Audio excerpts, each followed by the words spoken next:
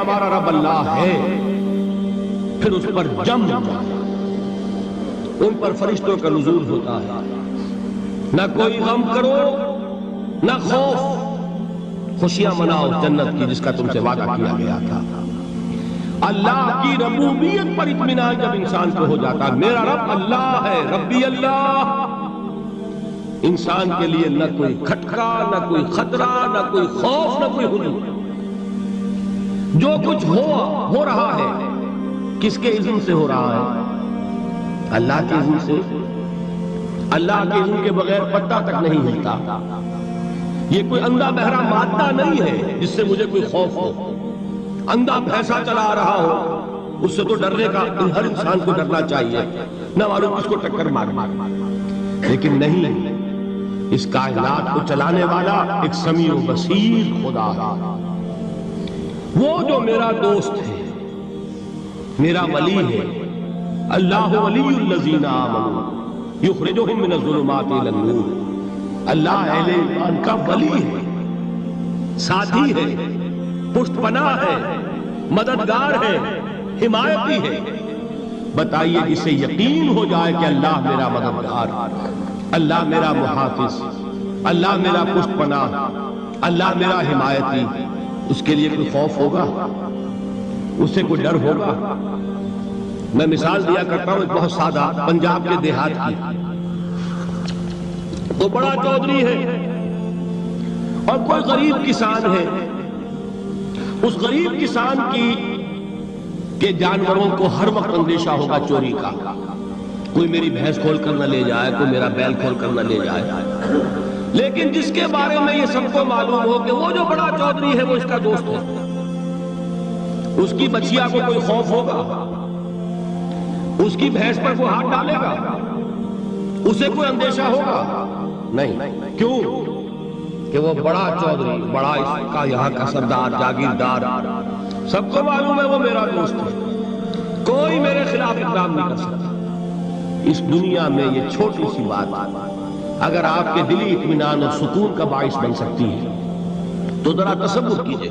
میں لفظ تصور استعمال کروں گا صرف اس لیے کہ اس کا ہم جس کو کہتے ہیں ادراک اور شعور کر سکتے ہیں، اگر کے ساتھ کر سکتے ہیں۔ اگر یقین ہو کہ اللہ میرا مددگار اور یقین ہو کہ اللہ ہر آن میرے ساتھ ہے، پھر کوئی خوف، کس کا خوف؟ کوئی شے اللہ سے بالا تر ہے؟ کوئی قوت اس سے زیادہ طاقتور ہے؟ کوئی اس کے ارادے کو بدلنے والا ہے؟ کوئی اس کی مشیت کے آڑے آنے والا ہے؟ یہی بات ہے جو حضور نے فرمائی، یہ ایمان کا حاصل ہے لب لباب، کہ دیکھو اچھی طرح اس بات کو ذہن نشین کر لو، اگر تمام انسان مل کر تمہیں کوئی نقصان پہنچانا چاہے نہیں پہنچا سکتے، مگر جو کچھ اللہ نے لکھ دیا، اور تمام انسان مل کر تمہیں کوئی نفع پہنچانا چاہے نہیں پہنچا سکتے، مگر وہ شے جو اللہ نے طے کر دی۔ آپ پھر میں کہوں گا ذرا تاریخ کیجئے، اسے فرض کیجئے، اسے سوچئے، اگر اس حدیث پر ہمارا دل ٹھکا ہوا ہو تو کسی سے ڈر ہوگا؟ یہ مجھے نقصان نہ پہنچا دے، یہ میری رپورٹ خراب نہ کر دے، یہ میری انکریمنٹ نہ رکوا دے، یہ میرا یہ نہ بگاڑ دے، یہ میرے یہ نقصان نہ پہنچا دے، اس کا ڈر، اس کا ڈر، اس کا خوف، اس کی خوشامد، اس کے لیے جا کر طرح طرح سے اپنی عزت نفس کو ذلیل کروانا اس کے سامنے۔ یہ سب کچھ کیوں کرتا ہے انسان؟ جب سمجھتا ہے کہ اس کے ہاتھ میں میرا کوئی نفع ہے، اس کے ہاتھ میں میرے لیے کوئی ضرر ہے، یہ مجھے کوئی غضب پہنچا سکتا ہے، یہ مجھے کوئی نقصان پہنچا سکتا ہے، یہ میرا کوئی کام بنا سکتا ہے، یہ میری کوئی ضرورت پوری کر سکتا ہے، اسی کا نام شرک ہے۔ جہاں آپ نے یہ سمجھا کہ غیر اللہ کے اندر کوئی طاقت موجود ہے، وہی شرک ہے۔ بتوں سے تجھ کو امید ہے، خدا سے نومیدی، مجھے بتا تو صحیح اور کافری کیا ہے؟ شرک تو یہ ہے جس پر بھی تمہیں یہ خیال ہے، کلمہ ہے یہ کلمہ سوم، لا حول ولا قوت الا باللہ، ذرا اس پر دل کو کبھی اگر آپ تصور کریں، پھر فرض کریں، دل ٹھک جائے اس پر، کوئی طاقت نہیں۔ یہی بات تھی جو شیخ عبد القادر جیلانی رحمۃ اللہ علیہ نے اپنی وصیت میں اپنے بچے سے کہی. 11ویں دینے والے ہیں، لیکن حضرت شیخ عبد القادر جیلانی کی وصیت اور تعلیمات کو کتنے لوگ ہیں تم جانتے ہو؟ یہ جن مقامات تک پہنچے ہیں وہ کس چیز کی بدولت پہنچے؟ انہوں نے جو پیغام دیا وہ کیا تھا؟ اے میرے بچے، جس طریقے سے قرآن مجید میں حضرت لقمان کی نصیحتیں جو ہے نقل کر دی گئی ہیں، میں یہ عرض کروں گا بالفرض اگر قرآن حضرت عبد القادر جیلانی کے بعد نازل ہوا ہوتا تو شیخ عبد القادر کی یہ نصیحتیں بھی قرآن میں درج ہوتی. اتنی اونچی نصیحتیں ہیں. اے میرے بچے، اس حقیقت کو ذہن نشین کر لے، لا فاعل فی الحقیقت ولا مؤثر الا اللہ. اس کائنات میں نہ کوئی فاعل حقیقی ہے نہ مؤثر حقیقی ہے سوائے اللہ. کسی شے میں کوئی تاثیر نہیں اگر اللہ نہ چاہے. آگ جلا نہیں سکتی اگر اللہ نہ چاہے. پانی ڈبو نہیں سکتا اگر اللہ نہ چاہے. زہر ہلاک نہیں کر سکتا اگر اللہ نہ چاہے. کوئی چیز فائدہ نہیں پہنچا سکتی اگر اللہ نہ چاہے. تو در در پہ کیوں سر جھکاتے ہو؟ در در پر کیوں جبیں سائی کرتے ہو؟ سب کے سامنے کیوں ہاتھ پھیلاتے ہو؟ ایک اللہ سے مانگو، ایک اللہ کے سامنے زمین پر اپنی جبین رکھو. لا فاعل فی الحقیقت ولا مؤثر الا اللہ. نظر آتا ہے ہمیں کہ پانی پیاس بجھا دیتا ہے. پیاس بجھانے کی صلاحیت پانی میں نہیں ہے، اللہ کے اذن سے. کھانا بھوک مٹا دیتا ہے، بھوک مٹانے کی صلاحیت کھانے میں نہیں ہے، اذن رب. دیکھیے یہی یقین تھا. حضرت موسیٰ علیہ السلام کا واقعہ یاد کیجئے.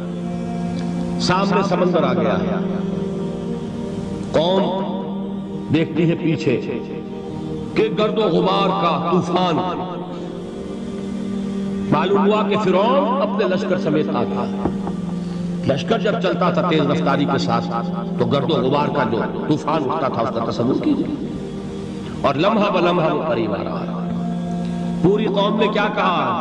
اے موسیٰ انا لمدرکون، اے موسیٰ ہم کو پکڑے گئے. قرآن مجید میں تو یہاں وہ باتیں نہیں لکھی ہیں، لیکن تورات میں یہ درج ہے کہ بنی اسرائیل جھگڑنے لگے، دست و گریبان ہو گئے موسیٰ کے ساتھ. موسیٰ نے یہ بتایا لا کر اس سے تو ہم ہی بہتر تھے. وہاں کھانے کو ملتا تھا، زندگی تو تھی، بیگار ہم کر رہے تھے، موت تو نہیں تھی. اب جو کچھ ہوگا اس کا تصور کرو. جس طریقے سے ہمارے ٹکڑے اڑائے جائیں گے تو لڑ رہے ہیں حضرت موسیٰ علیہ السلام. یہ تورات کی تفصیل ہے. قرآن میں صرف اتنا آیا ہے، پریشان ہو کر انہوں نے کہا انا لمدرکون، موسیٰ ہم کو پکڑے گئے. اس وقت موسیٰ کا جواب کیا ہے؟ کلا ان معی ربی سیہدین. نہیں، میرے ساتھ میرا رب ہے، وہ راستہ دے گا. بتائیے کہاں راستہ نظر آ رہا ہے؟ یہ ہے ایمان بالغیب. راستہ نظر نہ آئے تب اللہ پر یقین ایمان ہے. جیب میں پیسے ہو اور تب دل کو اطمینان ہے تو ایمان کس پر ہوا؟ پیسے پر، اللہ پر نہیں. جب وسائل و ذرائع نہ ہو اور پھر یقین ہو کہ اللہ مسبب الاسباب ہے، وہ اسباب کا پابند نہیں ہے، وہ اسباب کا محتاج نہیں ہے، اسباب اس کے محتاج ہے. اگر یہ یقین ہے تو اللہ پر ایمان ہے. یہ نہیں ہے تو تمہارا ایمان اسباب پر ہے، وسائل پر ہے، ذرائع پر ہے، مادیات پر ہے، اللہ پر نہیں. اس وقت کہاں راستہ تھا؟ کوئی راستہ تھا؟ سمندر ہے اور ادھر سے لشکر آ گیا ہے. کلا ان معی ربی سیہدین. اب دیکھیے ایمان کہہ دینا آسان ہے، ہوا معکم اینما کنتم، جہاں کہیں بھی تم ہوتے ہو اللہ تمہارے ساتھ ہوتا ہے. لیکن اس کا یقین قائم ہو جائے تو زمین و آسمان کا فرق ہوتا ہے.